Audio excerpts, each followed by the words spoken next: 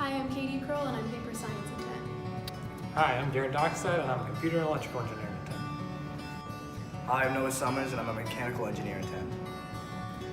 Hi, I'm Christine Dang. I'm a chemical engineer in 10.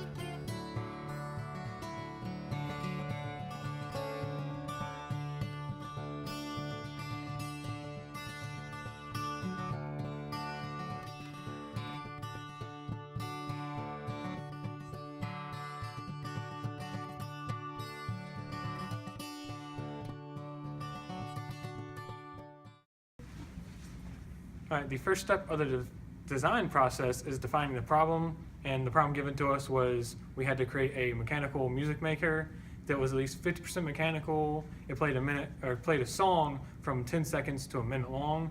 It had to be under $40 and it had to fit within a 3x3x3 box. And also we had to have safe materials in the product. Alright, so after the initial design process, we ran into a couple problems straight off the bat. We found that the pegs, because they were a certain length and the size of the pipe was so small, the intervals between them were very small, and we had to tweak each one individually when we were at the very end stages of the process. Additionally, the pipe, which we originally thought was going to be 6 inches, was only 4, so that cut our effective use of the space for our actual pegs down to, I believe, about 12 inches as opposed to 18, which made it so we couldn't make it fully programmable. We could only play a certain song. Also, we found that we drilled the holes in the reverse order. So instead of having it so that the glockenspiel would face towards the actual wheel while we turned it, since we drilled it in the opposite direction, we had to flip the glockenspiel around and have it play it in reverse compared to how you would normally play it like a piano. After defining the problem, we decided to look into history to draw our design from. We looked at European historical music makers that were built with a cylindrical body with pegs that pluck a comb to produce a song.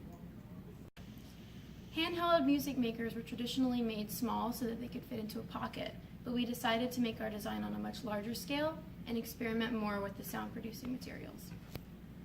Alright, so in the design process, normally you make a prototype and test it, but with ours we couldn't really do that because finding materials that would end up just being like destroyed or scrapped in the end was kind of costly and would have like pushed us over budget.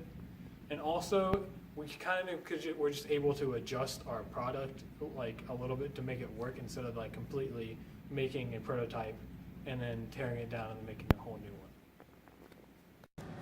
Okay, so now we had a vague idea on what we wanted our mechanical machine to be.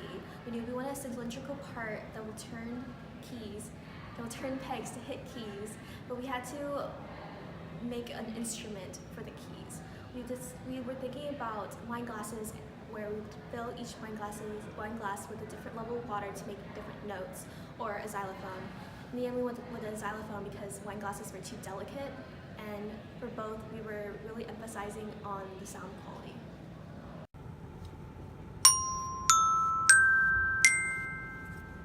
Now that we had decided to use a xylophone, we had to think about what materials we were going to construct the body out of. We decided on PVC piping for the cylinder because of its durability and its price. And for the construction of the mallets, we were debating using rubber or metal. We decided against using rubber because we feared it would bounce too much and compromise the sound. Alright, so basically the FEDD day experience was going to the McKimmon Center, setting up your project on a table next to other people that had the same project. Whenever we looked around, we saw that everyone else had similar designs, as in they had a basically a wheel that would turn with pegs on it that would hit keys to make noise. The judging process was the judges came to your table and asked you about your project. They listened to it play, and then usually they made some comments about whether it was good or not. Most of the time they said good things about it. Then after that, a bunch of guests came by and they also asked to see it. Usually they say good things about your project. We ended up getting second, so that was great. Still haven't got our t-shirts.